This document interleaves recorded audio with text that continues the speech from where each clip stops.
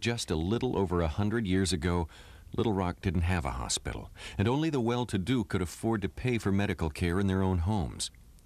From time to time, small hospitals with a few beds would appear, but they all quickly failed. However, the yellow fever epidemic at Memphis in the summer of 1878 caused Little Rock physicians to take a hard look at the lack of organized community health care in the growing city. During the Memphis epidemic, more than 1/10 of the city's population died. As reports of the epidemic reached Little Rock, people panicked.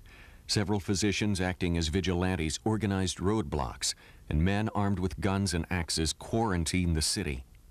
Alexander Hager, a wealthy resident, was moved by the fear and thought of death.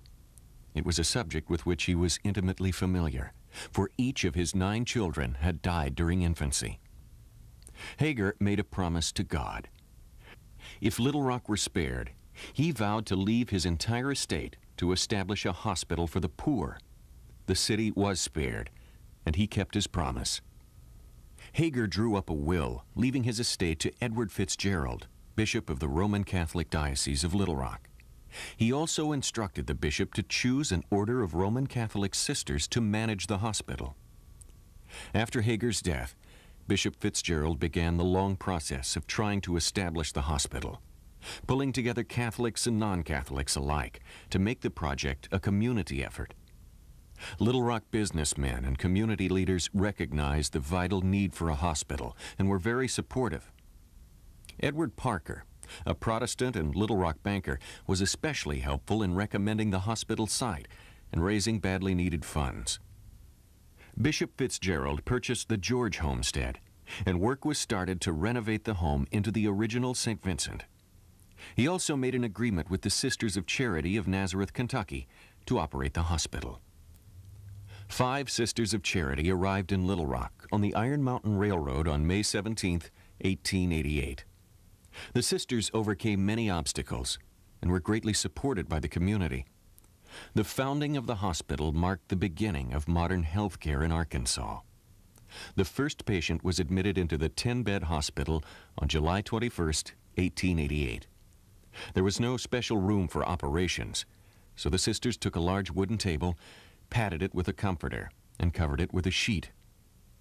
They boiled towels on a small coal oil stove, which sterilized them without the sisters realizing it at the time, then made innumerable trips, carrying the loads of towels up the flights of wooden stairs. Through all the hardships the sisters endured, it was established from the inception that the hospital had a healing mission that was fulfilled by helping sick people regardless of their religious beliefs or their economic condition. Almost from the beginning, the beds were full and more space was needed. During the first 12 years, 1,800 patients were treated, of which half were charity, and only 147 of these were Catholic. The sisters prayed every day for a new infirmary to better serve the community. And finally, in 1900, a new 50-bed facility was opened at 10th and High Streets. The new building had 4 stories with a modern operating room and wards for medical, obstetrical, and pediatric services. Only 4 years passed before the new hospital was taxed to capacity.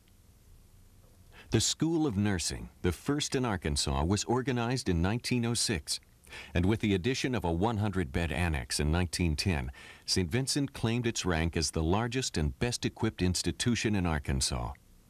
In 1920, St. Vincent became the first hospital in the state to obtain a Class A from the American College of Surgeons.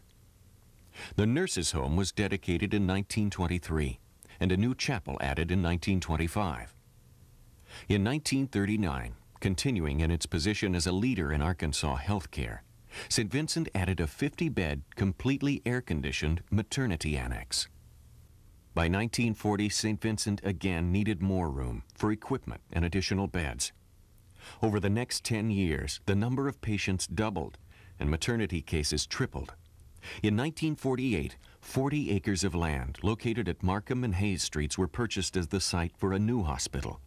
In 1949, the tragic polio epidemic hit Pulaski County, and St. Vincent became a treatment center, working with the Red Cross. I worked at St. Vincent's Infirmary in 1949 during the polio epidemic. We got the acute cases from all over the state. It was the treatment center, and we had 2 units set up with iron lungs, 5 iron lungs per unit. It was very stressful since the community and the nurses and the families were afraid that they were going to catch the disease, much like it is today in the fear of contracting AIDS. The new hospital opened December 8, 1954, with 312 beds. And in 1955, a young sister named Margaret Vincent Blandford became the new administrator. In 1954, we had a new hospital out here on the hill at West Markham and Hayes Street at that time. It was indeed a challenge to see a new hospital with all the modern equipment with the capability of responding to the needs of people throughout the whole state of Arkansas.